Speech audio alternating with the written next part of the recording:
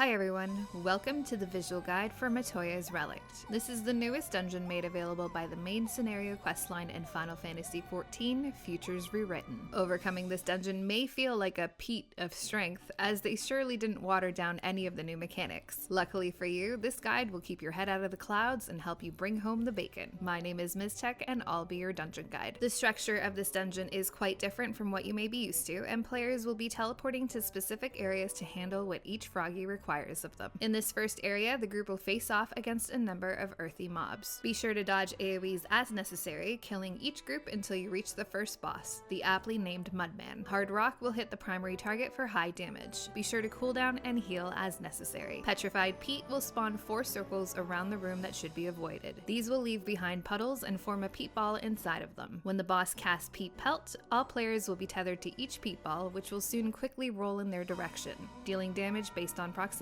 On the outer rim of the arena, you'll notice sinkholes form. To handle all of this, each player will need to move in front of a sinkhole and force their tethered peat balls to roll through them and land inside of the sinkhole. Doing so will cause the balls to disappear and the tethers to break. If you do this incorrectly or at the wrong angle, the ball will continue rolling into you, dealing massive damage until you die or you sink it. BRITTLE BRECCIA has the boss turning towards a random player and casting a sequential AoE cone in that direction. Players will have to dodge each section as it grows. Stone Age will deal high group-wide damage, shield and heal as necessary. For the next round of peat balls, you'll notice some of the sinkholes are blocked by MUDMAN. Should you lead your peat ball to these instead, they'll throw the ball with excess force towards the tethered player. As such, players will need to be extra careful when positioning their peat balls to sink into the proper holes. Lastly, Falling Rock will target a random player with the stack up marker. Huddle up together to share that damage. These mechanics will repeat until the MUDMAN dries out. In the next area of the dungeon, we're faced with aquatic dangers. Outside of the same old AoE attacks to dodge, there's nothing too fishy going on here, so take the time to enjoy the cool layout of this part. The second boss is Nixie. Crash Smash will cause 4 icicles to spawn around the platform and tether to the primary target before hitting them with crack. This will also deal damage to anyone standing in line with the tethers, and since you can't seem to pull them off the tank, it's best to avoid excess damage and move away. Up next, Shower Power will activate 3 of the 4 pipes on one side of the arena. Players will need to quickly identify which one isn't lit up and move into that lane to avoid the incoming deluge. Eventually, the boss will leap away and form a cloud platform above the arena. A number of unfinished Nixies will spawn up there and begin to cast Singing in the Rain. A number of waterspouts will also form on the platform below that players will be able to use to get knocked up onto the cloud platform. Once there, they can quickly destroy each unfinished Nixie before their casts go off. The platform below will explode and then players will be returned to the ground. During the next Shower Power, players will also need to spread out some AoE circle attacks within the safe lane. These AoE circles will now overlap with the mechanics you've seen so far. Make sure to spread these apart. Players will also need to watch for these water spouts. They're much wider than their initial appearance when they explode, so give them space. All of these mechanics will repeat until the boss is down. The third section of the dungeon is probably the coolest looking area in the entire game. Players will deal with fiery mobs this time. Make sure you dodge all of the AoEs, kill the big guy, and get ready for the final encounter. Tenderloin will deal high group-wide damage. Shield and heal through this as necessary. Huff and Puff will knock back all players in the direction of the arrows. You'll notice a safe spot form on the platform, and players can use the knockback to their advantage here, as the room-wide donut attack goes off immediately after the knockback. Meat Mallet will target a side of the platform, and the boss will soon leap to this marker and deal proximity-based damage. Move away from this area. At this point, Barbecue will create a death zone directly in front of the boss, and she'll start sucking all players towards it. A number of AoE attacks will also target the platform during this time. To handle all of this, players should start on the opposite wall to Porksy, so they'll have plenty of room to dodge AoEs as the suck zone increases in intensity. Anyone caught in the barbecue zone at the end of all of this will immediately die, so be very careful. Minced Meat will target the primary target for high damage. Use cooldowns and heal through it as necessary. Eventually, the boss will disappear and a cave sprite will spawn. This sprite must be destroyed before the boss's magic gauge is charged to full. When the sprite dies, all players will be knocked up and you'll be able to see Porksy casting a knockback in the air. Identify which direction the knockback is coming from and then use it to your advantage to avoid the room-wide donut attack. Open Flame will target all players with circle AoEs that should not be overlapped. At this point, all of these mechanics will repeat until the boss is down. If you have any questions or comments, please let me know. Up next, we'll head into Eden's Promise. As always, thanks for watching. Till next time.